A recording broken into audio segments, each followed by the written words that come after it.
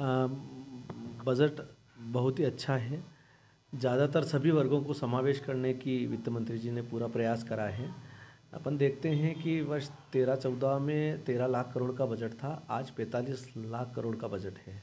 निश्चित रूप से वो बहुत बड़ा वेरिएशन होता है जो 2 गुने से भी अधिक का है, और जितना देश का व्यापक रूप से बजट होता है उसी अनुसार विकास कार्य होते हैं। कितनी राहत आम जनता को मिली है, व्यापारियों को मिली इसमें टैक्सेशन को लेकर? टैक्सेशन को लेकर जो नई टैक्स स्लैब है उसमें 5 लाख रुपए तक की छूट थी, उसको बढ़ाकर 7 लाख रुपए कर दिया गया था। निश्चित रूप से ऐसे बहुत सारे जो छोटे करदाता हैं या छोटे जो क्लास 4th और ये लोग हैं, 3rd क्लास 4th क्लास लोग, जिनको एक टैक्स में एकदम राहत मिलेगी 7 लाख रुपए से, जिनके आय कम है। सर, बेरोजगारों के लिए इसमें कोई विशेष उल्लेख देखने को नहीं मिला बजट? नहीं, एमएसएमई लघु एवं सूक्ष्म उद्योग के लिए, एमएसएमई के लिए बजट का अधिक पूर्व से बहुत ज़्यादा अधिक प्रावधान करा है।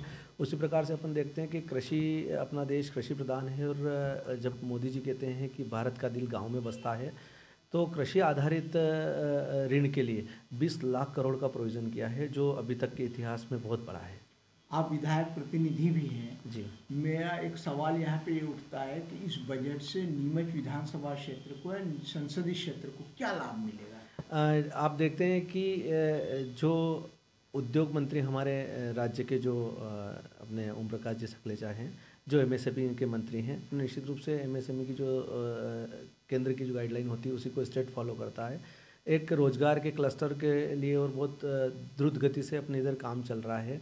कितनी जगह हेक्टेयर एक्वायर की गई है, और वर्तमान में अपन देखते हैं कि औद्योगिक क्षेत्र झांझरवाड़ा और नए जो औद्योगिक क्लस्टर बन रहे हैं, तो एमएसएमई के माध्यम से, चूँकि बजट केंद्र से एमएसएमई के बजट में बढ़ोतरी हुई है, तो निश्चित रूप से उसका लाभ भी मिलेगा। और जो 20 लाख करोड़ का कृषि आधारित ऋण का बजट है, कृषि चूँकि अपना मुख्य व्यवसाय ही कृषि प्रधान है, अपना क्षेत्रीय कृषि प्रधान है, तो संसदीय क्षेत्र और विधानसभा सबको उसमें फायदा मिलेगा। आज जो बजट निर्मला सीतारमण जी ने आज बुधवार को प्रस्तुत किया, उसका मैं स्वागत करती हूँ।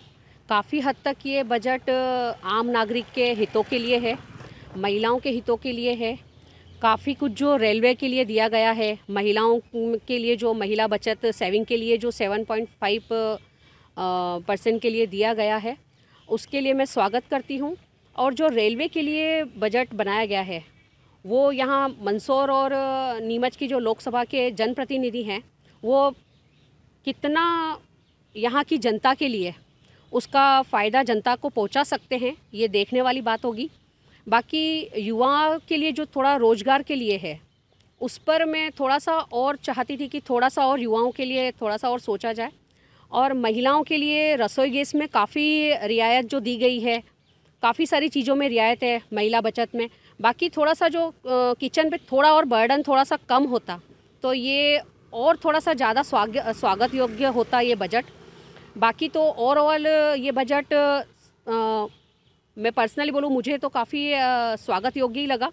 बाकी एक आध चीज़ें जो युवाओं के रोज़गार पर थोड़ा सा और फोकस किया जाता, और महिलाओं के जो थोड़ा सा किचन का जो बर्डन था उसको थोड़ा सा और कम किया जाता, तो ये थोड़ा सा और हमें सुकून पहुंचाता। और बाकी तो ओवरऑल मुझे ये बजट काफ़ी हद तक उद्योगपतियों के लिए, किसानों के लिए और गृहिणियों के लिए काफ़ी हद तक मुझे ये बजट स्वागत योग्य लगा।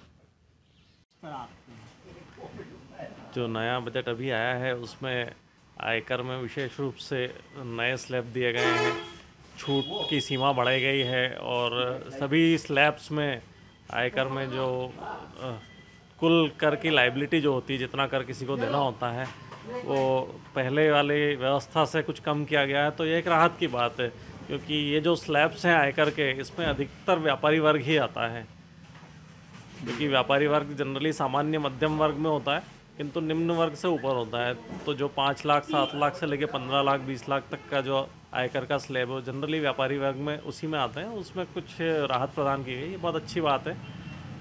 सर, कारोबार को लेकर राहत देने की कोशिश की गई है।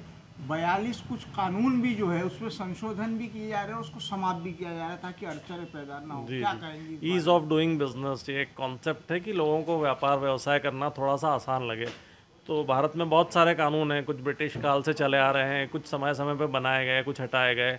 पर ऐसा देखा जाता है कि व्यापार करने के लिए किसी भी व्यक्ति को या संस्था को या किसी फर्म को या किसी कंपनी को बहुत स्ट्रगल करना होता है। उसे जगह जगह से क्लियरेंस सर्टिफिकेट्स लेने पड़ते हैं, बहुत सी अड़चनें आती है। ऐसा लगता है यार ये एक डिपार्टमेंट से काम हुआ, फिर दूसरे में फंस गए, दूसरे से निपटा तो तीसरे में फंस गए।